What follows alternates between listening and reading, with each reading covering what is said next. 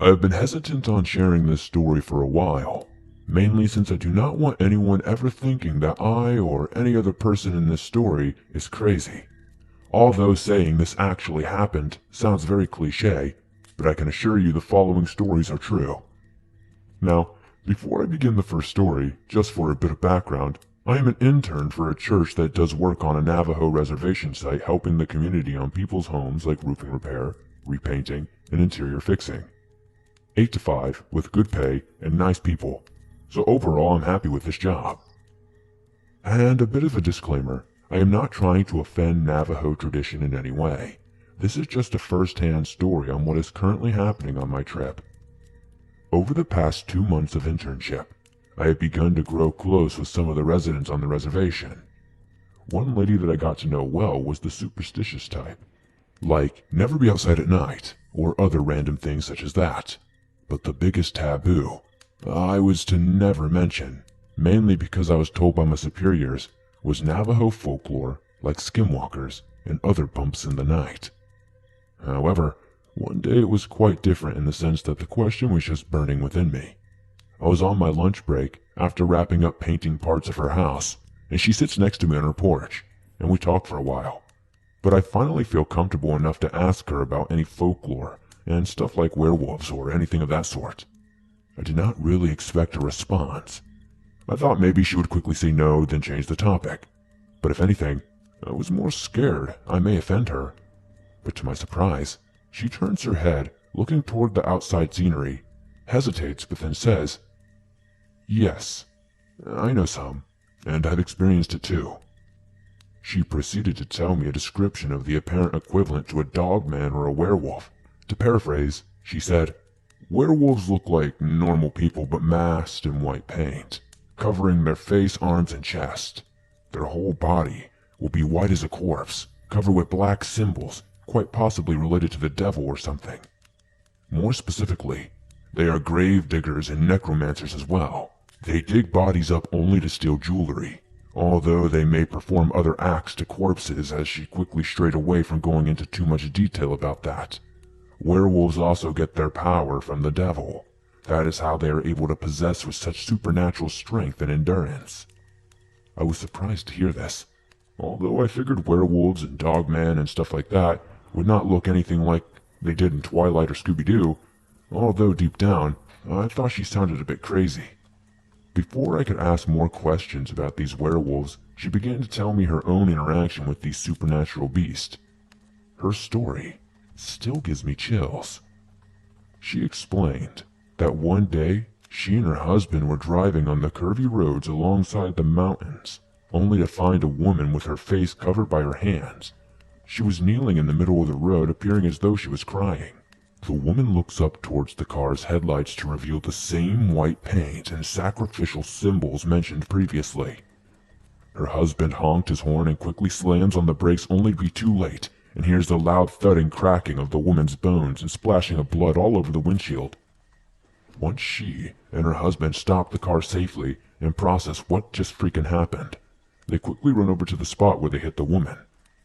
However, when they reached the spot, there was no body. But not only that, there was no trace of blood either. Just as a side note, this part of the reservation had some cliffs, but it was relatively flat land, so it would be obvious to tell where someone went, especially if they just got hit by a car. Puzzled by what the possible explanation could be for this occurrence, she and her husband drove back home, trying to neglect the thought that they had just witnessed a werewolf. However, being the non-paranormal believers they were at the time, they tried to just close this occurrence off as them just losing their minds. As interesting as her story was, this got me thinking, is it possible for this werewolf story to be true? Or is this her own way of describing a skinwalker or another supernatural phenomenon? Because she did not think I knew what a skinwalker was at the time. The question kept circulating through my head. So, as you would expect, the following nights made it harder for me to sleep comfortably. Because of that, during the work days I would feel more and more mentally drained, almost paranoid. At the end of the week, around 6, I was sitting in the car driving back to the church site, and was in the mental state of mind where I was half awake and half asleep. My buddy was driving and claimed that he wanted to pull over to the gas station that was near the church to grab a couple of snacks to munch on during our debrief time in our cabin. Since I was too tired to argue, I said fine and laid my face against the window and tried to doze off while I waited for my friend. However, I had the weirdest feeling that I was being watched.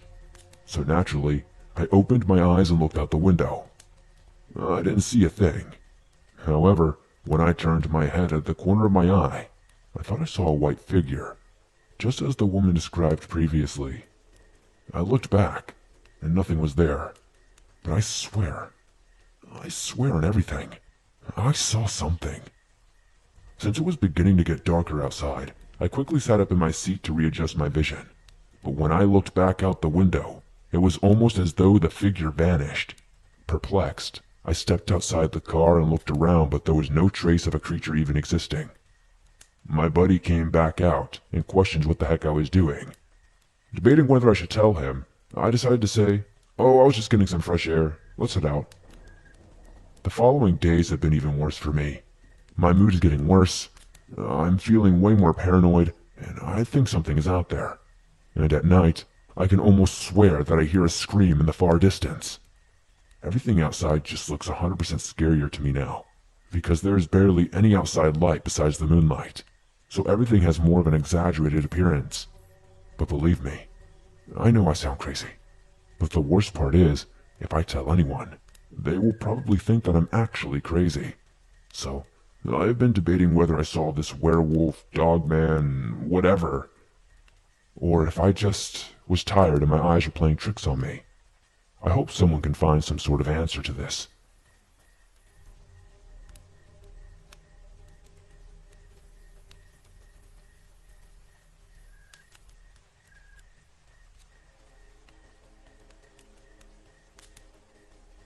I would like to share an encounter I had in 2005 or 2006.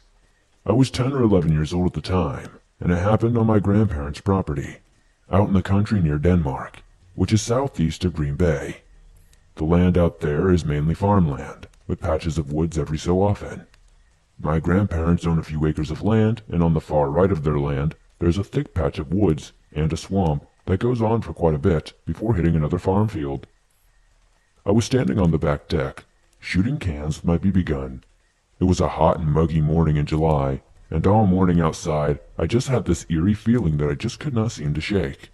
It was like I was being watched, but every time I would look around the front yard, I could never see a single thing. I would just keep going back to shooting cans when I felt the feeling again. I started scanning the tree lines of the woods. This time is when I saw it. It was standing next to a tree. It was large, larger than anything I've seen around here. When I got older, I went back to that tree to try to get an estimate on the height. I would say it was around 7 to maybe 7.5 feet tall.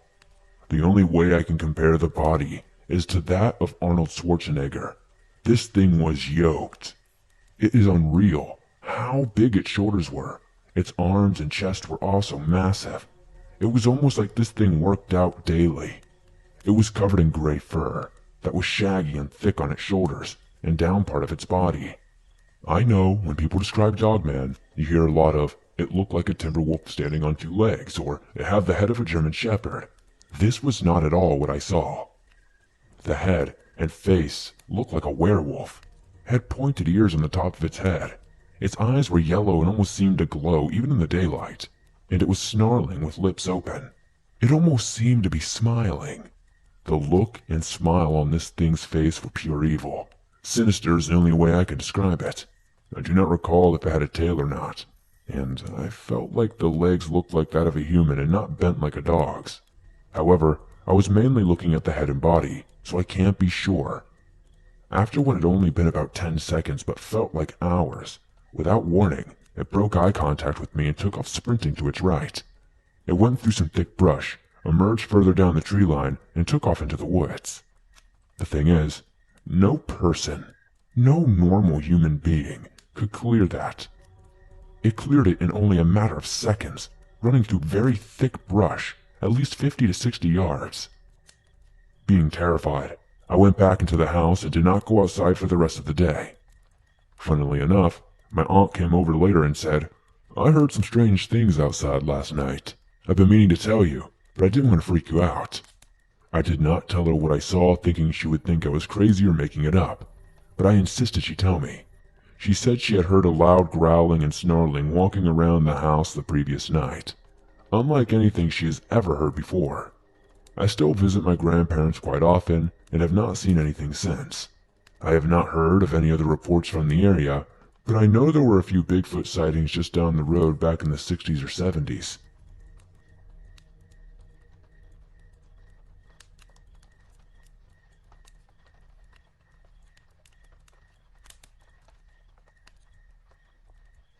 I've never really heard about encounters from Norway, Scandinavia. Not even really Europe either. But here's my story. For a little bit of background information, I'm a 27-year-old guy from Norway who lives in the western part of the country. I work and have a girlfriend. I'm 194 centimeters tall, or 6'4" in the US. I weigh 230 pounds, I'm fairly athletic, and I'm not really scared of much. But that night, I was intensely scared. I haven't walked, camped, or done anything in the woods ever since. I've been in the woods since, but not in this particular part of the country, I guess I should say. I have always loved the forest. It's so quiet and peaceful. I love being alone, actually. If I have spare time, I always like to do things outside. Whether it be fishing, jogging, playing soccer, basketball, hiking, or whatever really. Now, on to the encounter. The day was seemingly very normal. It was a Saturday afternoon. I had packed my tent and some food and was heading out to a local mountain. I wanted to go for a one-night camping trip. It wasn't a very difficult hike, but it was a very steep one. After 2 or 3 hours, even though I'm in respectable shape, I'm heavy and long, I was pretty tired. I didn't have any mobile phone or clock with me, but my best guess is that it was around 8 p.m. It's not that easy to guess the time, since the sun is up almost all day and all night when it's summertime in Norway. It was a nice and clear Norwegian evening. It was the typical summer weather. I made a fire and cooked some food. I had a couple of hot dogs and a pack of marshmallows with me. After a couple of hours, I had eaten my food.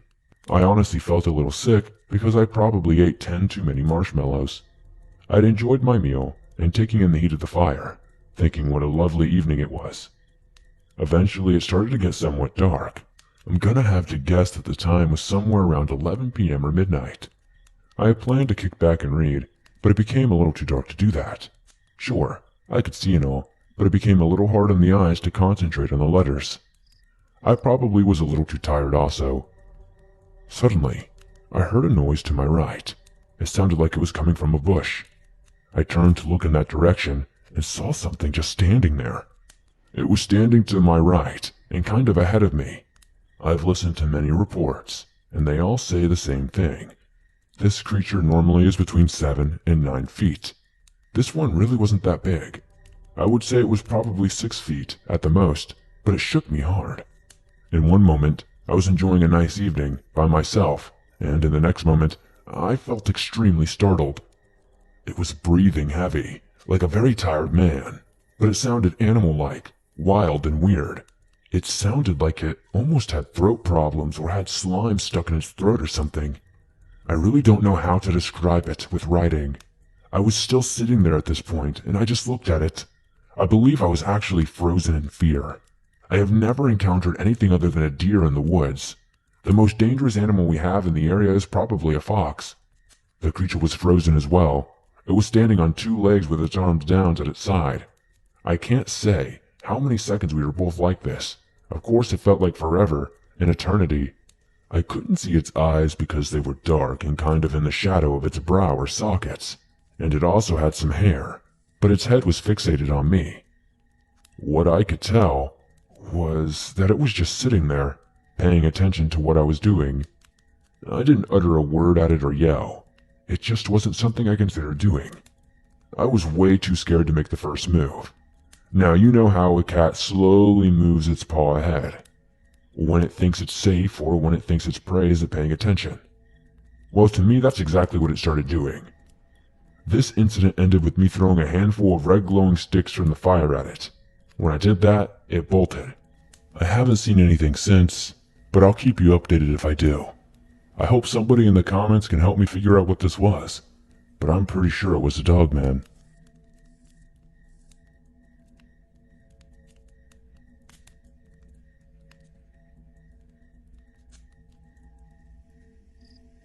I will start off by saying that this is not my story, but it was such a crazy encounter that I have since asked each of my friends through the years to recount the events. This happened around the year 2000.